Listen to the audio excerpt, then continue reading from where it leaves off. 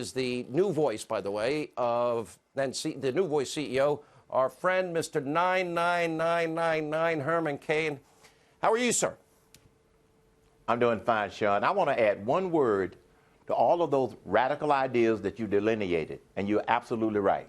You can add one more word. They're radical and impractical. Not one of them is practical relative to cost or relative to the Constitution. So you can add that the next time you do a monologue where you identify all of these crazy, radical ideas. From Herman Cain, impractical. Got it. I'll put that on the list. All right, you were going to the Fed. I was happy about you going to the Fed. Well, you and I have joked over the years. You know, when you were running for president, you talked about all of a sudden, you know, you start getting hammered with allegations, and you even said, I don't have the money to fight back. I don't have it. It's not available. Right. And people are saying that, oh, that started up because it stopped the day you got out of the race. Pretty interesting, right? Yes. It was so important. Yes. Is that part of the reason? I know you've given 5 reasons, but I want to give you a chance to respond.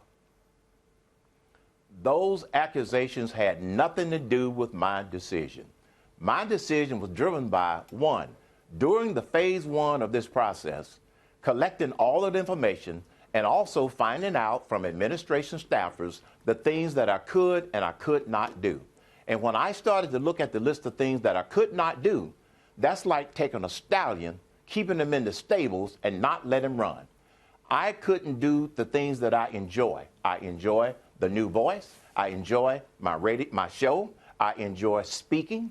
I enjoy my website. I enjoy working with people. And most importantly, Sean, just like you, business guy. I enjoy educating people about the power of capitalism and how socialism has never worked since the history of man. If I had become a Federal Reserve governor, I would have been limited in terms of what I could talk about and tell people the truth, whereas in this environment, I am unlimited in being able to say what I want, when I want, to whomever I want when it comes to the truth. That's why I made the decision not to do it. Okay. And by the way, I've known you for many years. It's true. It is. You know, how many people, by the way, and this is just breaking. I just got this. Trump says that he's opposed to White House aides testifying to Congress. Okay, this president now has given more documents. Never once, like Obama and past presidents, not one time did he invoke executive privilege. He never fired Mueller, never fired Rosenstein, all of these things. Now they want to just go on a fishing expedition. You know what? Enough.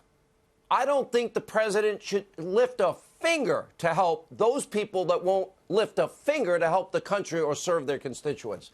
They've done the investigating. They lost. They're a bunch of crybabies. It's like election 2016 all over again. If I'm the CEO of a company, which I have been many times, and I'm CEO of my company now. Godfather Pizza, Coke, pretty big companies. That's pretty big company. People that work for me. You're rich. They're not allowed to go out and represent the company. And so the president represents the country. He represents the administration. And for them to say they want to be able to interrogate aides is absolutely ridiculous. But this fits in with all of the other radical, impractical ideas. In this particular case, I would suggest that the president just simply say no.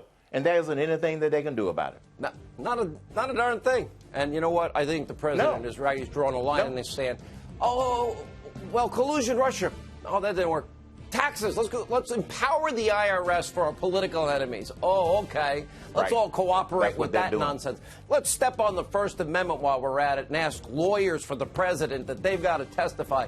Sorry, it's called attorney-client privilege. Grow up, learn something. Thank you. Herman Cain, good to see you, my friend.